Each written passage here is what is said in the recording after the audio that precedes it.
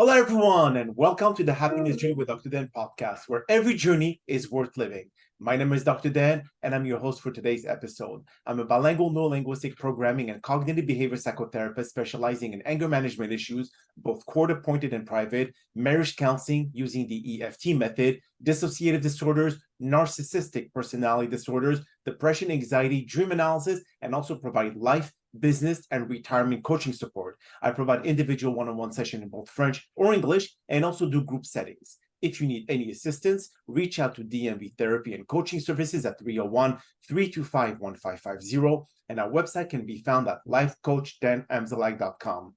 Today, I'm very excited to have for a fourth episode of season 17, a very special guest and practicing self-care expert coach, Katherine Babcock. And just like every of my past episode, I will leave it up to the guests to properly introduce themselves, as no one can do a better job. Katherine, the floor is yours. Well, thank you so much. After going through exactly what you do, we could have used you a lot over the years. My name is Katherine Babcock. I'm a single mom who lives in Denver, Colorado. My kids have all grown up somehow and miraculously become adults at this point. So it is just me and my two dogs who live in the house now. I have a 5.5-month-old puppy, and I don't know exactly how I got into that or why I got into that, because she is a piece of work. In fact, she's chewing on my fingers as we speak. She is cute, though. So I am, as you said, a self-care expert. And I didn't even know what that was until just a couple of years ago. To give you some background, I was disabled very young. I was a paramedic and blew my back out. I had Evan, my oldest son, when I was 19, and he came out backwards. Everyone knew that something was wrong when he was born. He didn't want to be picked up, but he didn't want to be put down. He didn't want to eat, but he didn't want to not eat. It was just a very chaotic time. And being a first-time mom, I didn't know what I was doing. I was relying on other people to kind of help me navigate what was supposed to be going on. Fast forward a little bit, I had two more kids, and Evan still was a real piece of work. He was diagnosed at 3 with ADHD and bipolar. He was suspended from school many times as he was growing up. We did a lot of family therapy and individual therapy for the kids. But as time went on, I would try to listen to the therapists, and the school system would get mad at me. I would try to listen to the school system, and the therapists would tell me that I was doing something wrong. So no matter where I went or who I tried to get information from, it was conflicting with someone else trying to help. And that brought up a lot of social services interventions. The school would call. I distinctly remember one time, we were fighting about Evan taking a coat, and it snows a lot in Denver. And he didn't want to take a coat to school. He was in elementary school. And the therapist said, well, let him suffer natural consequences. You don't take your coat, you're cold at school, you'll take your coat next time. Well, I didn't send him with a coat, and the elementary school called social services on me for being a neglectful parent. So I was caught in between that a lot of, that happened more times than I could count. And it became very discouraging. I became very worn out. I didn't have anyone else. My ex-husband is not in the picture at all. And so I got no child support, no financial help. I was raising 3 kids on $550 a month, trying to do my best to get everybody to therapies when they needed to be there. I tried to enroll Evan in many different activities, Boy Scouts, soccer, football, and we just couldn't participate because his mental illness was so significant that it just made it too hard. He couldn't get along with the other kids. It was just always an issue.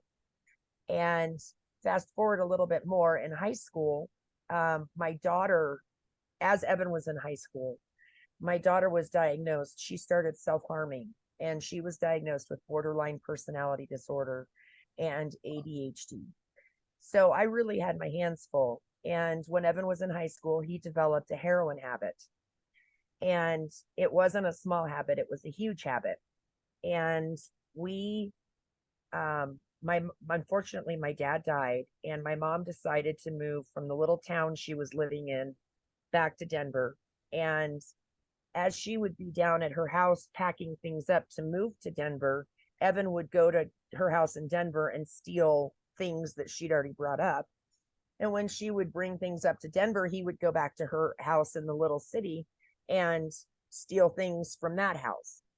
And one thing about Evan is he always told on himself. So he told on himself, and he told me what was going on. And I told my mom what was going on. And we decided that we would call the police and teach Evan a lesson. And we thought that, Was it a cry for help, Catherine, that he admitted that all he did? I don't know, because he still admits to this day what he does. So I don't know. I don't know. I think he just wants to be accepted and thinks that that's how he'll be accepted. I think that he thinks that what he does is cool, and everyone will think highly of him when no one was thinking highly of him at this point. Okay. And so we got the police involved, and they arrested him. He had just turned 18, and he got put on probation. And the problem was he had random drug testing on probation. And so he would go and do his random drug test, and he kept turning it in dirty. It was dirty for heroin. He couldn't get off the heroin. And finally, the judge said, look, one more time, and I'm putting you in prison. I'm not playing around with you. And Evan didn't believe what the judge told him. And sure enough, he turned in another dirty drug test, and the judge sent a warrant for him. And I don't know how many police officers surrounded my car at the time. We were just coming back from McDonald's. I had all three of the kids in the car. Evan's the oldest, so he's got his two younger siblings with us. Okay. And all of these police officers surround my car, guns drawn. We all have our hands up, scared to death. Evan continues eating his cheeseburger like nothing's going on. And we're all petrified except Evan. They take Evan into custody. We went to court, and sure enough, the judge did send him to prison, and he had to complete his full sentence it was a 3-year sentence down in prison. Wow. And so Evan, we spent every Saturday going to see him. We spent every holiday going to see him. I spent thousands of dollars on phone calls and commissary and you name it. And unfortunately, inside prison, his drug habit got worse, and he started also doing meth. And he told the people, whoever he was getting the drugs from, the gang in prison, that I would pay for his drugs if they would just advance him the drugs. Well, we started having people drive by my house and wanting their money. They would call me at all hours of the night, and I had no idea what was going on. But once I figured out what was going on, I went straight to the warden of the prison, and Evan and his cronies got in trouble for extortion. So they eventually released Evan, and we're still dealing with this extortion case. And I hired an attorney for him. Always the loving mom hires a criminal defense attorney for him. It took every dime of my savings. And he's out of prison. He's turned his life around. He met a girl. They got married. They had a baby. Wow. He was in the process of adopting her older son. I mean, I truly couldn't have asked for anything more. He was a true joy to be around. He really turned things around and was just a pleasure to be around. Well, the most important that you never give up on him, Catherine.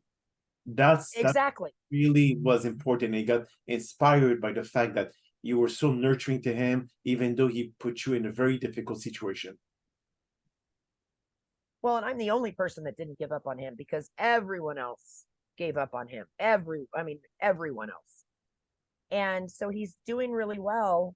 But about 6 months later, I'm on the phone with them, and we're on our way to the courthouse to deal with this case. And they call me to let me know that they've broken down And I'm talking to them about, well, should I send you an Uber or should I come pick you up? Because you cannot miss this court date. And the court was in a different part of the state. Okay. So it took about 2.5 hours to get there. And I was almost at the courthouse and they weren't. And as we're talking, the phone shuts off. And I try to call my daughter-in-law back, and I try and I can't get an answer. And I call Evan's phone, and some guy answers the phone and says, well, the guy is still unconscious, but the lady is laying in the middle of the highway screaming that her back hurts. And I couldn't put two and two together and was like, what are you talking about? And it turns out that a semi truck had hit them. Evan had pulled his car off to the side of the road when they broke down. He was standing in front of his car looking under the hood, and she was standing next to him.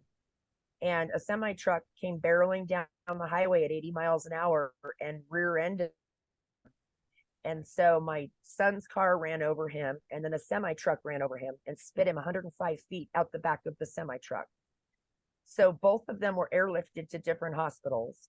And that began the nightmare of who is Evan's next of kin, because his wife would normally be the next of kin, but she's in another hospital trying to recover from her own injuries. And so I had to file for legal guardianship and conservatorship of Evan.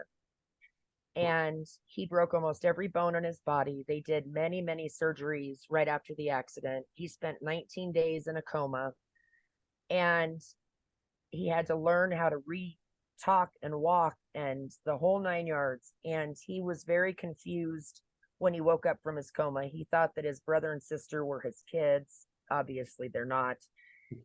It took a long time to get him to reality. It took a long time.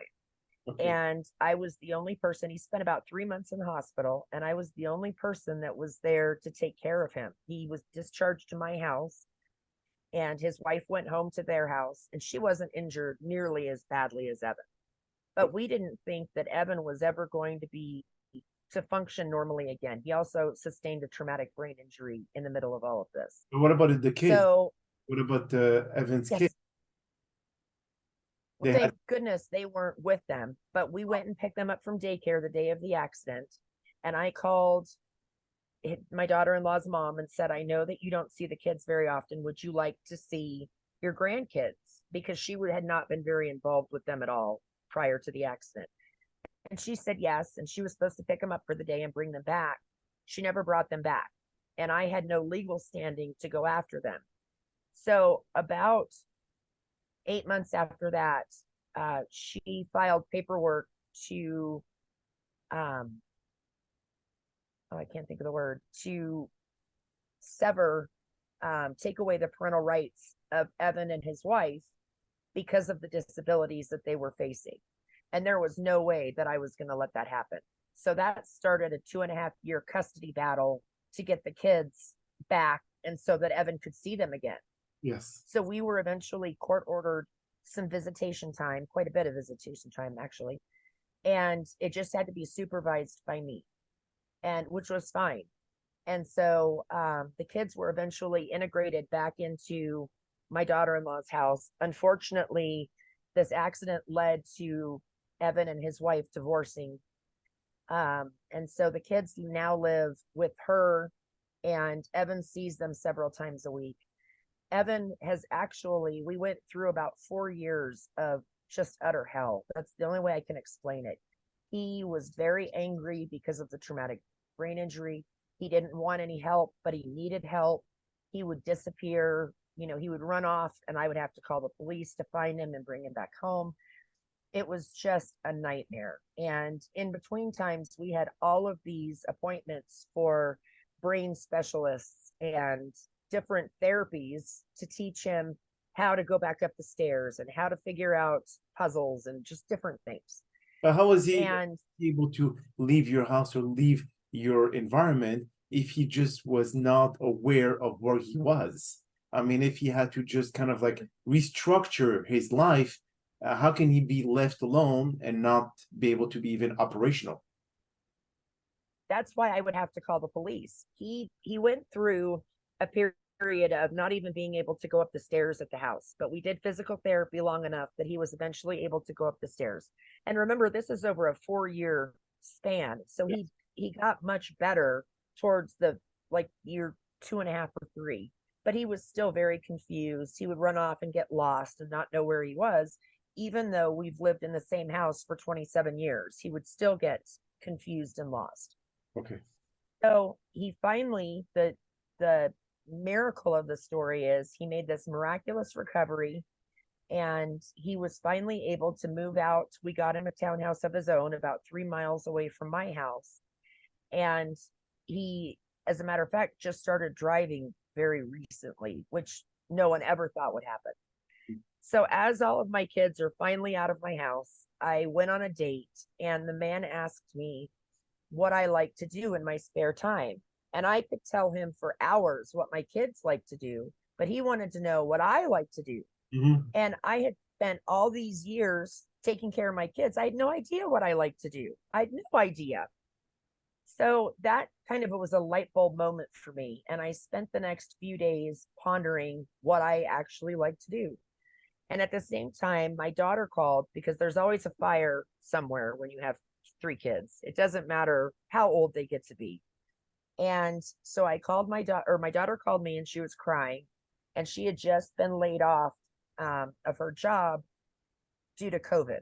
It was the beginning of the pandemic. So I said, why don't you come over and we'll make some soap? I have all this soap equipment in my kitchen. Come over, we'll make soap, we'll talk about it, we'll figure out what you're going to do, and then I can have my kitchen back and get rid of all this soap equipment. And she thought that was a great idea. So she came over and we made soap for days. And we wound up having so much soap and so many body products, we ran out of people to give things to. Okay. We gave them to all of our neighbors and family and friends. We still had all of this product left and didn't know what to do with it. And Rebecca said, hey, Mom, what if we started a business together? And I thought, oh my goodness, that would be wonderful. I would love to work with my daughter. And so I said, that would be great. She left to go home and tie up some loose ends. And I got busy working on forming an LLC, getting business cards. I had never even thought about owning a small business before. So I'm researching everything and ordering all this stuff. And she comes back 2 days later and says, Mom, I chickened out. I got a job. And I said, you have got to be kidding me. I just spent all of this money and time opening this business that you wanted to open. So I reached a real crossroads and had to decide, am I going to do this business alone, or am I just going to shut it down while I'm ahead and end it? And I decided to go forth with it because it dawned on me at about the same time that I had never practiced self-care as my kids were growing up. And that was a foreign concept to me. And I would have therapists tell me, you need to take some time for yourself. You've got to take some time. And I just never did. There were always fires to put out. I was the only adult in the house that could put them out. There was always something going on with the school or going on with the neighbors or going on somewhere. There was always something. And it finally dawned on me that yes, I should have been practicing self-care, and I probably would have been a lot happier as a person and a much better mom and friend and daughter and all of those roles had I practiced self-care. So I decided to go forward with Sergeant Bubbles, and it became a real mission to me to get others to practice self-care at the same time, because I know now what a big difference it makes in my life. And I know that I'm not the same person if I don't get to practice self-care. And I'm not talking about expensive vacations or expensive spa trips, or you don't need to do all that. I have learned that a nice bar of soap or a good face mask or a good body scrub can make all the difference in the world and really bring you back to center and allow you to be more giving and more thoughtful in your life, more present in your life. And it's a really nice feeling. It's a great way to be. And so we have a men's line. We have a woman's line, obviously. We're not your typical spa company. We sell adult, novelty, naughty, fun things too. we're a very fun soap company. And it's really become important to me to connect with my customers and make them happy and provide them with a good service that I know is making a difference in their life. And I really have come to enjoy that. And I'm now at a spot in my life where all three of my kids are happy and they're healthy and they're doing what they need to do. Um, they still call me to put out fires all the time, but not nearly like they used to. And I'm really happy running my business and helping others practice self-care. So I'm happier than I've ever been. So how's Evan now? I mean, is he like is he on his own now? Is he working? What happened with him? He's not working, but he is on his own. We settled with the insurance company for several $1 million. So we put it in a trust and he is taken care of for the rest of his life. Okay. But he drives himself to all of his own doctor's appointments now. He is able to get to the grocery store and get his own food. He has really made a miraculous recovery. I mean, it went from the day that of the accident, they told us to tell him goodbye because they didn't think he would make it through the night. And then it was that he would be a paraplegic, and then it was that he would be in a persistent vegetative state. So he has really made a miraculous recovery, and I am so proud of the work that he's done. And he sees his kids still 3 times a week at least, and they love having dad around. He's a great father, and it really has kind of come full circle.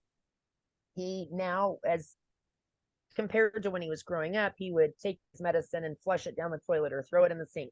He was very non-med compliant. Mhm.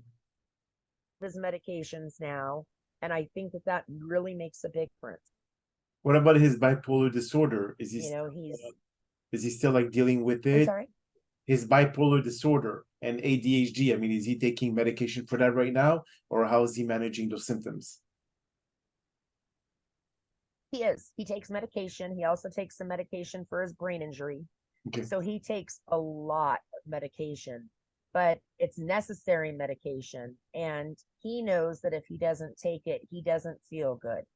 Okay. And that's the key to things, because he didn't like how it made him feel when he was growing up. But he knows now that if he doesn't take it, he's going to be in a world of hurt and he may have to move back in with mom. And Oh I yeah. think that's enough. That in itself, it gives him a reason to take the medication. Absolutely. So what would you say, Catherine, to all of our listeners who are caregivers, who takes care of family members who have cancer or other illnesses? How do you let them know on to put time for themselves to be able to recharge their battery? Because obviously, being a caregiver, you kind of like lose yourself in your responsibilities, in your obligations. So how do you detach yourself and know that practicing self-care is crucial so you could provide the service to your loved one without really feeling resentment or depression, anxiety, and so on and so forth? Well, I truly believe that when you take care of someone else, you do get depressed and resentful and anxious. And it's hard to remember that you're a person who has needs as well. And Right. I believe that everybody has a tank, and you have this love tank, and you give and give and give to other people or whoever you're taking care of, and they zap it all out. They don't do it intentionally. It's not meant as a mean thing, but they zap it all and take it all. And you have to replace what's in that love tank, because otherwise, when you run on empty, is when you get really resentful and angry. And I have found that just taking 15 minutes here or 10 minutes there and practicing with a good, using a good bar of soap or putting a nice face mask on and laying down and relaxing for those 10 minutes really fills my love tank back up, and I'm able to give and do it more joyfully and more from my heart than more out of a feeling of obligation.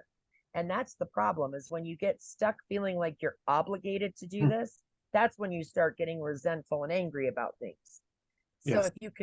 if you can take care of yourself and do it, give from your heart more joyfully and more heartfeltly, if that's a word, then it makes all the difference in the world. And the person that you're taking care of feels better and accepts your help more readily because they know it's coming from a good point in your heart. You feel better because you don't feel so taxed and drained and just almost used all the time. And you don't want to get to the point where you feel used up. That's a horrible place to be. I've been there many, many times. Good And man. it's, you almost can't see your way out of it. So if you just spend a few minutes taking care of yourself, you don't get to that point, and it makes all the difference in the world. What about in a situation where after taking care of your kids and Evan for so long, and after that they became self-sufficient to a certain extent, do you feel a void by any chance that now they don't need you as much as they did before? Is there like a reverse thought process where you felt that before you had a purpose and now they don't need you as much as before? You feel like there's a big void. Absolutely. Absolutely. And that was something I had to get over because I went from having Evan at such a young age. I had never lived on my own and done my own thing before. I had him at 19. I had 3 kids throughout my life. I just turned 50. So my entire life has been caring for others. And just when I thought I had everyone out of the house and everyone was doing good, bam, the accident happens and it all starts over again. Yes. And so when Evan finally moved out on his own, it was a very bittersweet moment because he didn't need me anymore. And I was so used to being needed. It was like, what am I gonna do? And I was still over at his house constantly with supervising the kids and making sure that he was okay and doing what he needed to do. But it was very different living on my own. And I think that's one reason why I got the puppy. Um, so there's a little more excitement back in my house again because my other dog just lays in my bed all the time and does nothing. But it makes a big difference because I don't have anyone to care for anymore. But you know what? That's made me realize some things about my own life, that I can still find other ways to fill that void. But boy, is it sure nice to not have all these demands on my time and my attention so that I can perform self-care, practice self-care more often. And I've gotten really good at practicing self-care now. I get really cranky when I don't get to practice it. And Rebecca, my daughter, now has started practicing self-care, and I'm so proud of her for doing that. She's engaged. She's living with her fiance, and I'm so proud of her for taking time to make sure that she takes care of herself because I really wish at 23 I would have picked up those lessons. It would have made my life so much better. I would So imagine. much better. And now, what would you recommend to our listeners, just to be able, before we conclude this podcast, in terms of what are some tips that they can utilize immediately to be able to avoid being reactive versus proactive? Because sometimes if you get into a habit of self-care before you become the caregiver to someone, you could adapt new habits, new strategies before you have to really wait till the tank gets empty and then react in a very resentful way. Absolutely. I say go in the bathroom and shut and lock the door. That's I am all for that. Shut and lock the door and do not let anyone in, and just spend some time, washing your face or take your time to deliberately brush your teeth and just the things, everyday things that everybody always does, but spend some time, really a lot. I didn't ever wear makeup as my kids grew up. I didn't have time. But now it's a luxury to me, and it's another way that I take care of myself is that I have time to put on my makeup in the mornings.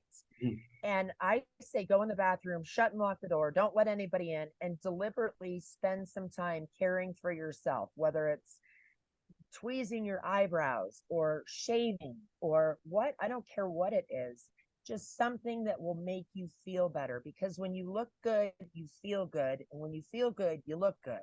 Yes. And I just think that that's so important. You can't let yourself slide. You just can't.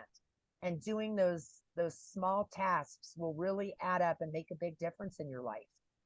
That is beautiful, Catherine. And on that note, that is all the time that we have for today's podcast. And I really appreciate you taking the time out of your very busy schedule doing so to join us. And thank you again for participating and inspiring our many listeners with your incredible knowledge in the field of self-care. Now, we hope that you've all enjoyed today's episode. And I'm also very excited about the many upcoming guests that we have scheduled for season 17 of the Happiness Journey podcast, filled with inspirational stories just like the one that you listened to today. Now, here are some concluding words of wisdom. The path to happiness begins with self-care, akin to building a strong foundation for a house. Amid life's demand, it's essential to prioritize nurturing your physical, emotional, and mental well-being. Self-care isn't selfish. It's an act of self-love and respect involving setting boundaries and prioritizing your needs. It rejuvenates you, enabling better stress management and resilience. Happiness isn't a destination, but more of an ongoing journey with self-care as your guiding compass. So embrace it as much as you can as a lifelong practice to unlock lasting happiness from within. My name is Dr. Dan Amzalak, and you may all keep pursuing your amazing journey in life.